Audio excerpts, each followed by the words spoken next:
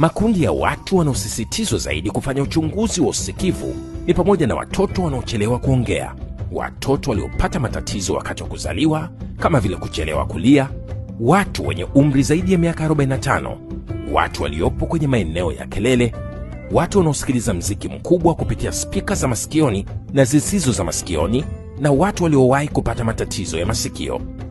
Dalili za kutokusikia kwa watoto ni pamoja na kutoshtuka au kutazama anaposikia sauti za watu, milango au milio ya radio na TV.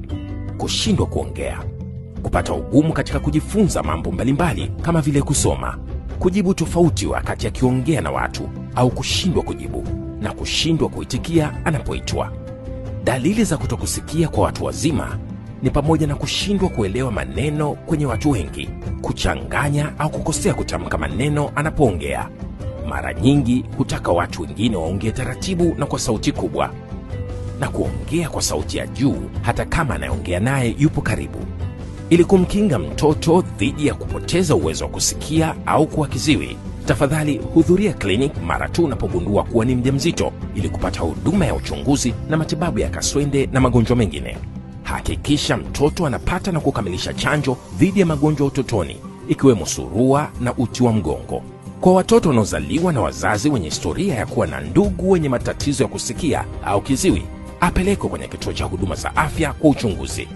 Jinsi ya kuzuia kupoteza uwezo wa kusikia au kuwa kiziwi kwa mtu mzima: tafadhali epuka kutumia dawa bila kuandikiwa na mtoa huduma za afya. Epuka kukaa mara kwa mara na kwa muda mrefu kwenye sehemu zenye kelele.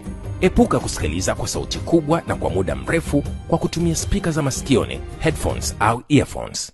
Kumbuka, uwezo wako wa kusikia ni wa thamani. Ulinde. Kwa taarifa, elimu na ushauri, tafadhali piga simu bila malipo kwenda namba 199. Ujumbe huu unaletwa kwako ni Wizara ya Afya, sehemu ya elimu ya afya kwa umma.